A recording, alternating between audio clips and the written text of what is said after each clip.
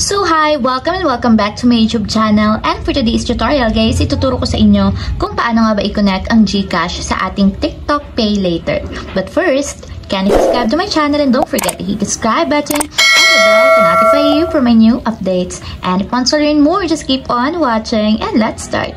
So ayan guys, for today's video, i-open muna natin ang ating TikTok account or yung ating TikTok app. And then, pagka-open guys, mula dito sa homepage, pumunta muna tayo sa pinakang profile or timeline ng ating TikTok. So, ayan guys, dito sa timeline or profile, itap lang natin yung ating Your Orders para makita natin yung ating Pay Later na option.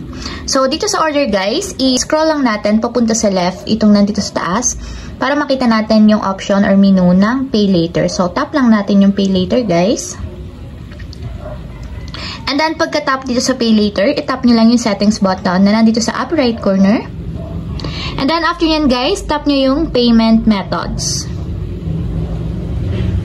So, dito guys, meron tayong option. So, pwede nating piliin yung GCash para ma-connect natin sa ating TikTok Pay Later. So, tap lang natin guys yung GCash.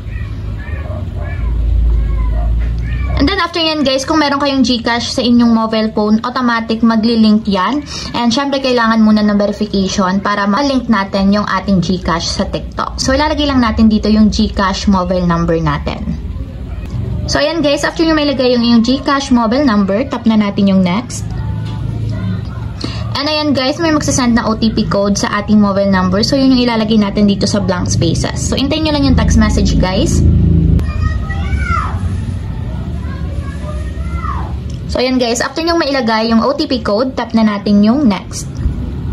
So, dito naman is ilalagay natin yung 4-digit PIN ng ating personal GCash account. So, lagay nyo lang yun yung PIN ng GCash. So, after nyo mailagay yung PIN, tap na natin yung next. So, ayan guys, dito na natin na-authorize yung pagko-connect or pagli-link ng GCash sa ating TikTok Pay Later. So, tap lang natin yung checkbox na nandito sa my left side. And then, tap na natin yung authorize. So, may magte-text ulit na 6-digit code. So, yun ulit yung ilalagay natin dito sa blank spaces. Then, tap natin ulit yung next. So, ayan guys, kung makikita nyo, online payment linking successful. So, nakalink na yung ating GCash sa ating TikTok Pay Later.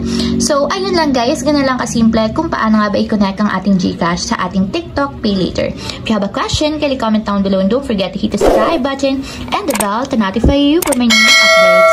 And thank you for watching!